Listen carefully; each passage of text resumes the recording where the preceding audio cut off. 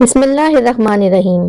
آج کی ویڈیو میں آپ جان سکیں گی کہ عمرہ کرنے کا صحیح طریقہ کیا ہے، لہٰذا آپ سے گزارش ہے کہ ویڈیو کو پورا دیکھیے گا۔ باہر سے جانے والوں کے لیے آسان طریقہ یہ ہے کہ ایئرپورٹ پر ہی احرام باندھ لیں۔ احرام 2 سفید چادروں کا ہوتا ہے۔ جب احرام باندھنے کا ارادہ کر لیں تو پہلے غسل کریں یا کم سے کم وضو کریں، لیکن غسل کرنا افضل ہے۔ اس کے بعد احرام باندھ لیں۔ ایک تہبند اور ایک چادر کمر کے ساتھ پیٹی باندھ سکتے ہیں جس میں کاغذات اور رقم رکھ لیں۔ اسے عربی میں ہمیان کہتے ہیں۔ اس کے بعد 2 رکعت نفل پڑھیں۔ بہتر ہے کہ پہلی رکعت میں قل یا ایھا الکافرون اور دوسری رکعت میں قل ھو اللہ احد پڑھیں۔ ایئرپورٹ پر جب احرام باندھ کر نفل پڑھ چکے تو اب عمرے کی نیت کریں۔ نیت دل کے ارادے کو کہتے ہیں، لیکن زبان سے کہہ لینا افضل ہے۔ نیت عربی زبان میں ہی ضروری نہیں، ہر شخص اپنی زبان میں نیت کر سکتا ہے۔ اللہم انی ارید العمرۃ فیسرھا لی فتقبل منی، یعنی اے میرے اللہ، میں عمرے کی نیت کرتی ہوں، اسے میرے لیے آسان بنا اور اسے میری طرف سے قبول فرما۔ اس کے بعد تلبیہ پڑھیں۔ لبیک اللہم لبیک، لبیک لا شریک لک لبیک، ان الحمد والنعمت لک والملک لا شریک لک۔ ترجمہ: میں حاضر ہوں، اے میرے اللہ، میں حاضر ہوں، تیرا کوئی شریک نہیں، میں حاضر ہوں، بے شک ساری تعریف اور نعمت تیرے لیے ہے اور بادشاہی بھی تیری ہے، تیرا کوئی شریک نہیں۔ یہ تلبیہ کم سے کم 1 مرتبہ بلند آواز سے کہنا ضروری ہے اور 3 مرتبہ کہنا افضل ہے۔ تلبیہ کے لیے زیادہ چیخنے کی بھی ضرورت نہیں۔ عورتیں صرف اتنی آواز رکھیں کہ خود ان کے کان سن سکیں۔ جب آپ نے احرام باندھ کر نیت کر لی اور تلبیہ بول چکے تو اب آپ پر احرام کا ادب لاگو ہو گیا۔ احرام باندھنے سے مندرجہ ذیل چیزیں حرام ہو جاتی ہیں: قمیص شلوار، سر ڈھانپنا، منہ کو ڈھانپنا، موزے، ناخن اتارنا، خوشبودار صابن سے نہانا، جوئے مارنا، شکار کرنا یا شکار کی نشاندہی کرنا، پاؤں کے ابھار کو ڈھانپنے والا جوتا، خوشبو، بال کٹوانا، بیوی کو بوسہ اور جمع کوئی بھی گناہ کا کام اور لڑائی جھگڑا، ان میں سے کسی بات کی بھی خلاف ورزی کی تو جرمانہ ہوگا۔ ہر نماز کے بعد چڑھائی چڑھتے وقت یا اترتے وقت یا کسی قافلے سے ملتے وقت اور سحر کے وقت تلبیہ مستحب ہے۔ جب مکہ شریف پہنچ جائیں تو جیسے ہی کعبہ شریف پہ نظر پڑے تو اللہ اکبر، لا الہ الا اللہ پڑھیں۔ اس کے بعد اپنی مرضی کی دعا مانگیں، یہ قبولیت کا موقع ہے۔ اس کے بعد سیدھا حجر اسود کے پاس جائیں۔ کعبہ شریف میں حجر اسود کو تلاش کرنا بالکل آسان ہوتا ہے۔ دنیا وہاں پر بوسہ دے رہی ہوتی ہے اور پہچان کے لیے حجر اسود کے سامنے دیوار میں سبز ٹیوب لائٹ بھی جل رہی ہوتی ہے۔ ٹیوب لائٹ کی طرف پیٹ کر لیں تو آپ کا چہرہ سیدھا حجر اسود کی طرف ہوگا جو کعبہ شریف کے ایک کونے میں نصب ہے۔ یہاں کھڑے ہو کے سب سے پہلے اپنا داہنا کندھا ننگا کر لیں، یعنی احرام کو بغل کے نیچے سے گزاریں۔ اس طرح کرنے کو استباح کہتے ہیں۔ طواف کا ارادہ کریں، اس کے بعد حجر اسود کو بوسہ دیں۔ اگر موقع نہ ملے یا لوگوں کو دھکا دینے کا خدشہ ہو تو کسی پہ زیادتی نہ کریں، دور سے ہی دونوں ہاتھ حجر اسود کی طرف بلند کر کے نیچے کر لیں۔ اس عمل کو استلام کہتے ہیں۔ استلام کے معنی ہے سلام کرنا۔ استلام کرتے وقت اللہ اکبر اور لا الہ الا اللہ پڑھنا چاہیے۔ حجر اسود وہ پتھر ہے جو جنت سے نازل ہوا تھا۔ حبیب کریم صلی اللہ علیہ وآلہ وسلم نے فرمایا، حجر اسود جنت سے نازل ہوا تو دودھ سے بھی زیادہ سفید تھا، بنی آدم کی خطاؤں نے اسے کالا کر دیا۔ یہاں تلبیہ بند کر دیں۔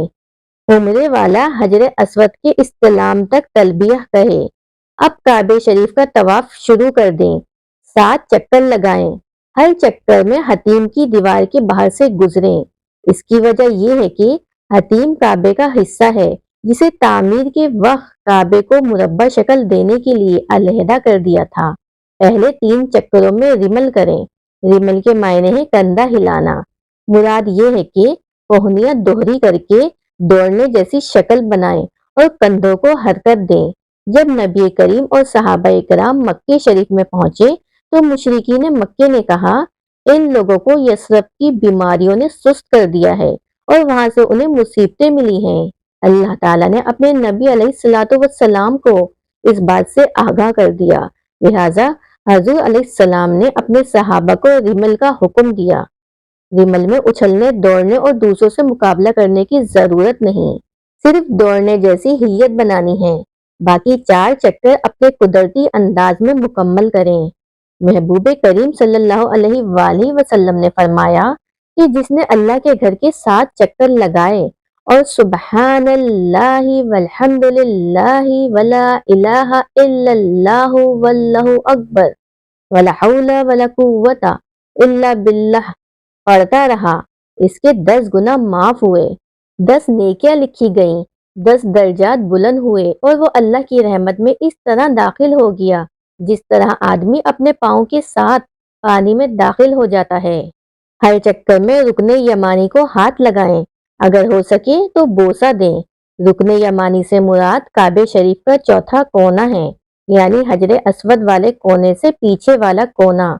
حدیث شریف میں ہے کہ رسول کریم صلی اللہ علیہ وآلہ وسلم ہر طواف میں رکن یمانی اور حجر اسود کا استلام کبھی ترک نہیں فرماتے، اور عبداللہ ابن عمر رضی اللہ تعالیٰ عنہ بھی اسی طرح کرتے تھے۔ نبی کریم نے رکن یمانی کے بارے میں فرمایا، اس کے پاس 70 فرشتے مقرر ہیں۔ جب کوئی شخص اللہم انی اسألوک العفو والعافیۃ فی الدنیا والآخرۃ ربنا آتینا فی الدنیا حسنۃ وفی الآخرۃ حسنۃ وقینا عذاب النار پڑھتا ہے تو وہ سب آمین کہتے ہیں۔ نبی کریم رکن یمانی اور حجر اسود کے درمیان والی دیوار کا فاصلہ طے کرتے وقت ربنا آتینا فی الدنیا حسنۃ وفی الآخرۃ حسنۃ وقینا عذاب النار پڑھا کرتے تھے۔ طواف کے آخر میں بھی حجر اسود کا استلام کرنا ہوتا ہے۔ یہ کل 7 چکر ہوئے اور 8 استلام۔ اس کے بعد مقام ابراہیم کے پاس آ جائیں۔ مقام ابراہیم سے مراد وہ جگہ ہے جہاں پر سیدنا ابراہیم علیہ السلام کے قدم مبارک کا نشان ایک پتھر پر لگا ہوا ہے۔ آج کل اسے ایک پنجرے میں محفوظ کر دیا گیا ہے۔ مقام ابراہیم کے پاس کھڑے ہو کر 2 نفل پڑھیں۔ اللہ تعالیٰ فرماتا ہے، مقام ابراہیم کو نماز کی جگہ بناؤ۔ اس کے قریب جگہ نہ ملے تو کعبہ شریف کے ارد گرد کسی بھی جگہ یہ نفل پڑھ لینا جائز ہے۔ جہاں سیدنا ابراہیم علیہ الصلوۃ والسلام کے قدم لگے وہاں قیامت تک کے مسلمانوں کو سر جھکانے اور ماتھا ٹیکنے کا حکم ملا۔ یہ 2 نفل سنت موقدہ قریب با واجب ہیں۔ اس کے بعد آب زمزم کھڑے ہو کر اور خوب سیر ہو کر پیئیں۔ اس کے بعد صفا مروہ کی سعی کے لیے نکلیں۔ صفا اور مروہ 2 پہاڑیوں کے نام ہیں۔ پہلے صفا پر جائیں۔ صفا کی پہاڑی مسجد الحرام کے بالکل ساتھ ہے اور طواف کے بعد تمام حاجی ادھر کو ہی رش کر کے جا رہے ہوتے ہیں۔ صفا کی پہاڑی پر چڑھ جائیں۔ بعض لوگ اس پہاڑی کی چوٹی پہ جانے کی کوشش کرتے ہیں اور چھت سے جا ٹکراتے ہیں۔ ایسا کرنا ضروری نہیں، بس پہاڑی کے تقریباً وسط تک چلے جانا ہی کافی ہے۔ یہاں کھڑے ہو کر پڑھیں، ان الصفا والمروۃ من شعائر اللہ۔ پھر کعبہ شریف کی طرف منہ کر کے کعبے کو دیکھیں۔ کسی نہ کسی دروازے میں سے کعبہ شریف پہ نظر پڑ جائے گی۔ اگر کعبہ شریف نظر نہ آئے تو کوئی بات نہیں، پڑھیں اللہ اکبر اور لا الہ الا اللہ۔ پھر نبی کریم صلی اللہ علیہ وآلہ وسلم پہ درود شریف پڑھیں۔ پھر اللہ تعالیٰ سے جو چاہے دعا کریں۔ پھر وہاں سے نیچے اتر کے مروہ کی پہاڑی کی طرف چل پڑیں۔ دونوں پہاڑیوں کے درمیان میں سبز رنگ کے 2 مینار ہیں۔ ان 2 میناروں کے درمیانی فاصلہ مردوں کو دوڑ لگا کر پار کرنا ہوتا ہے، مگر عورتوں نے نہیں دوڑنا ہوتا۔ پھر جب مروہ پہ پہنچ جائیں تو وہاں بھی وہی کریں جو کچھ صفا پہ کیا تھا۔ یہ 1 چکر ہوا۔ اس طرح 7 چکر مکمل کریں۔ صفا سے شروع ہوئے اور مروہ پہ 7واں چکر مکمل ہو گیا۔ اس کے بعد मरवा के दरवाजे से बाहर निकल जाएं और हल्क करवाएं या कसर। आपका उम्रा मुकम्मल हो गया। एहराम खोल दें। सिर्फ उम्रे के लिए जाने वालों के लिए उम्रा करने का यही तरीका है।